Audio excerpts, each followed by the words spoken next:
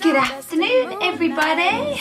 Welcome to my 23-week update. I'm going to do an overcap of the past 3 or 4 weeks because I think that was the last time I did an update. So bear with me, I have taken some notes down. Okie doke, so the first major thing that happened over the past couple of weeks is that we had our 20-week scan. Thankfully, everything was perfect. There were no anomalies on the scan. The baby is growing as the baby should be growing. He or she was very active during the scan, to the point where, I'm sorry, like, I know I say this in every video, but breathlessness has completely gone up another level. So you just have to bear with me. But yeah, he or she was moving around so much in the scan that they found it quite difficult to take certain measurements. Cause I know it's the one where they measure the limbs, the feet, etc. We did say at the beginning that we didn't want to know the sex, so she couldn't really show us a kind of a zoomed out view of the whole of the baby. It was more kind of segments of the baby when she was zooming in and doing the measurements of the limbs, etc. But when she did go underneath the baby with the camera, you could just see these 2 little froggy legs, but then there was nothing in between. So I'm kind of thinking it's a girl, but would she have showed me that if... But then I don't know what I should be looking out for. Like, is it quite obvious at that stage? We would have been 21 weeks. Is it quite obvious at that stage that, like, things wouldn't be showing? It could have just been the angle. But everybody has told me I'm having a boy. Not one person has said to me, I think you're having a girl. Apparently the shape of my bump and just, even myself, I always refer to the baby. If I'm talking about the baby to someone, I'll always say he. But I think that's just because everybody's got it into my head that it is a boy. Whereas at the scan I thought, oh, maybe it could be a girl. Anyway, so that was the scan. Okay, so one of the main symptoms I've had over the past couple of weeks is a stabbing pain.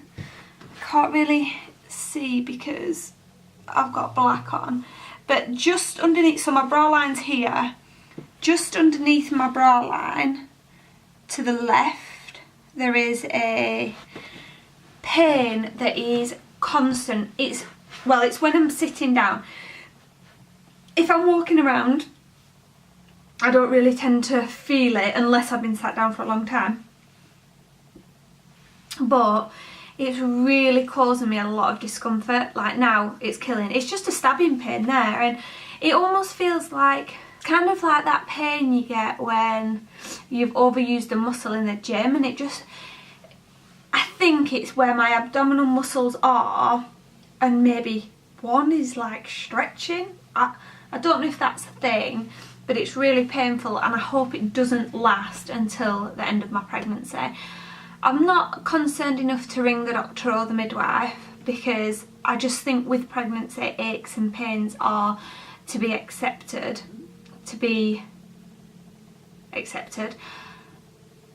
It's not accepted, to be expected.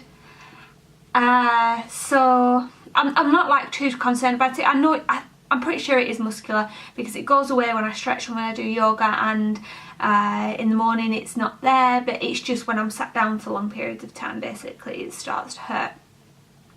That's been really annoying.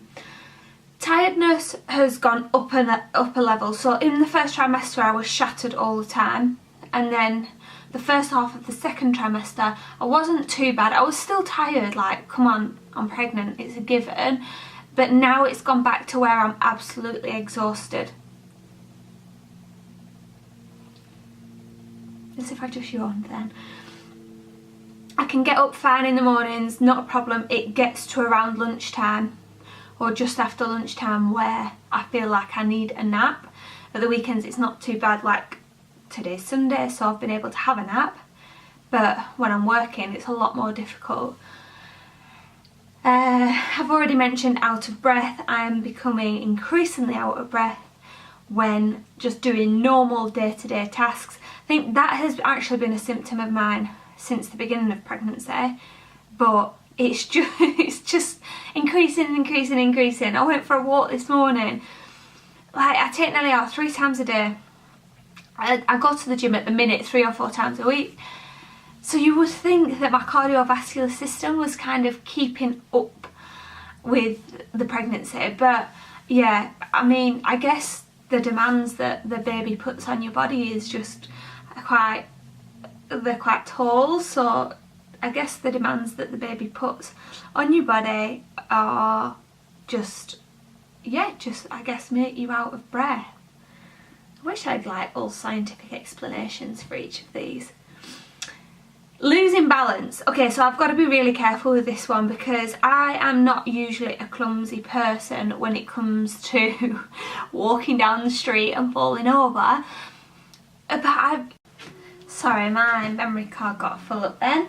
Yeah, as I was saying, so I'm not that type of person that typically is clumsy, but I'm just finding normal day-to-day tasks quite challenging when I'm tripping over my own feet and like walking into things. Oh yes, this one is very relevant, especially today as well. I am hungry all the time. I will typically have 2 breakfasts. Like, we just went to Wagamama's for lunch and I had yakisoba, massive plate of noodles, and I finished it, and usually I would not even be able to finish that plate of noodles, let alone then want to order something else. But as soon as I got back, I had like a cheesecake and a yogurt and some fruit, and I feel like a bottomless pit at the minute. Is it normal that women get so hungry at this stage? I love my food, but I get full very quickly. I'm satisfied very quickly, whereas at the minute nothing is filling me up and nothing is satisfying me. So again, another strange one for me. I mentioned this in my last video, but because I started feeling the baby move like a couple of days or a week before I did my last video, but now he or she is dancing. I feel like it's going to be a gymnast, constantly moving and just literally never sits still. And whereas I was only feeling the kicks at one side of my belly for a few weeks, now it's everywhere. So the baby's really active.